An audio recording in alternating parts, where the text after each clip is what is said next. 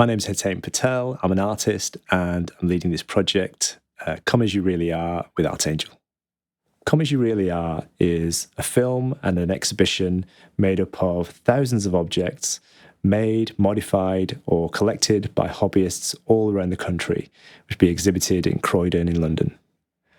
Over the past 2 years, I've been going around the country with the Archangel team, visiting craft fairs and makers fairs and comic cons, meeting hundreds of different hobbyists, and finding out about a breadth of practices across the whole of the UK. And then we invited people to submit their work nationwide about what hobbies that they do, why they do them, almost to map what's happening around the country, to kind of find out what's going on out there. What are people making? What are people interested in? And how can we tap into some of that to create this show? And so when you come, this is what you're going to discover. You're going to kind of come into a wonderland where we can get some sense of who we are as a nation through our hobbies. I think there's lots of different things that compel people to make things or collect things or modify things. Obsession, curiosity, compulsion, but ultimately at the heart of it, there's something really vulnerable and real and taps into who you really are. There's no reason to do any of this. No one's making you. No one's asked you to do it.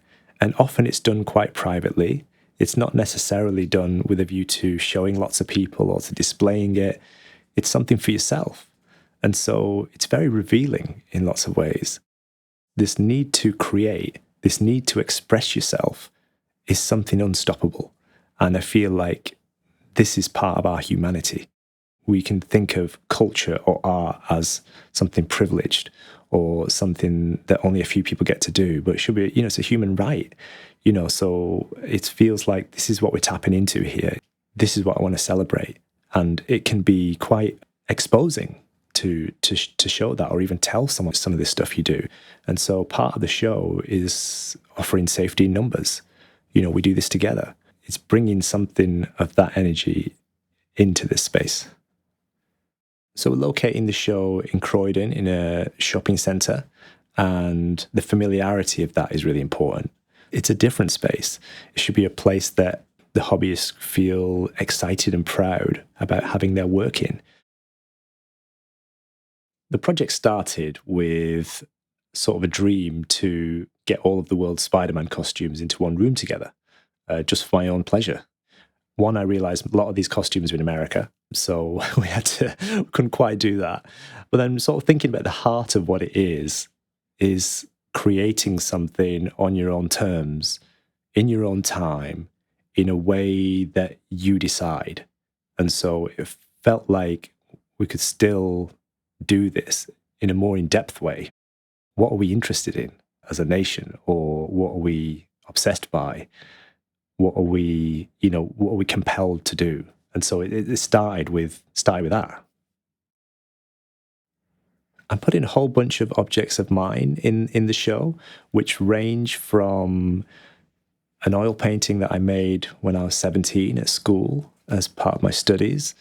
My art teacher from back then is also going to be in the show, so we're showing art paintings together, right through to my comic book collection, my collection of Transformer toys, and artworks that I've made that are kind of related to all of that. From my Spider-Man costumes to Fiesta Transformer sculpture that I've made with my dad. So all of those works are going to be integrated into the show. They fit into different areas of the different taxonomies of the work. And so it's going to fit in visually and physically with all of the other works.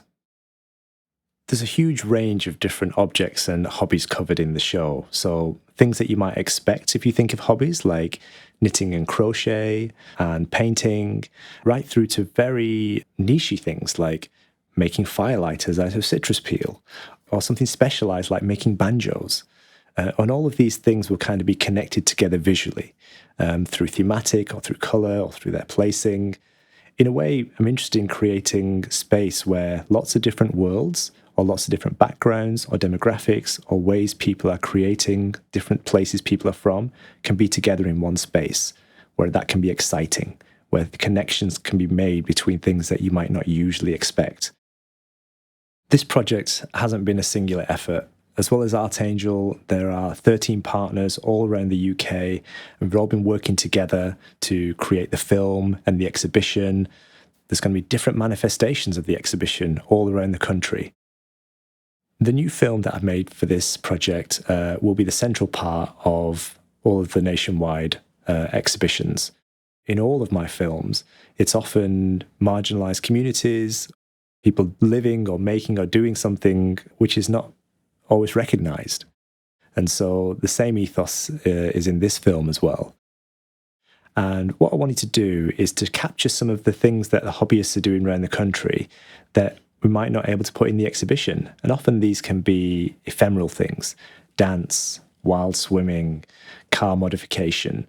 And the idea was to, in the same ethos as the exhibition of elevating and celebrating hobbies, it's about filming these different hobbies in a way that has an aesthetic that the hobbyists don't necessarily have access to themselves. Kind of a Hollywood, glitzy almost, advertising aesthetic that kind of adds some drama and narrative into the hobbies. Somerset Road is a new sculpture that I've made for the show, which is a hand-tufted carpet. It's a replica of my grandmother's carpet that we grew up with, which we made to wrap around an old Ford Escort. So I've done this together with my dad. He's done all the bodywork for the car to make it possible. He's added all the gold features. And I've been spending the past 6 to 8 months tufting this carpet, which is wrapped all around the car. I think one thing that people might be surprised about when they see the show is just how many different hobbies are there. You know, if I was to ask you to make me a list of different hobbies, how many would you come up with? We've actually got hundreds of different hobbies. I'm not sure you'd be able to name them all. I couldn't. And so I think that speaks really well of who we are as people. That shows how complex we are. We're not just into a few things. We're into lots of things. Sometimes they contradict each other. Sometimes these are the things that connect us across geographies, across genders, across ages. That's one of the reasons why it's just objects in the space. You know, you don't see who's made it. You're sort of leading through what people have created. There's going to be so many different hobbies and hobbyists going on in that space. You know, I can almost guarantee you're going to find something that you vibe with, you know, or that you can kind of connect to, or that you can see yourself in. That would be the hope, I think.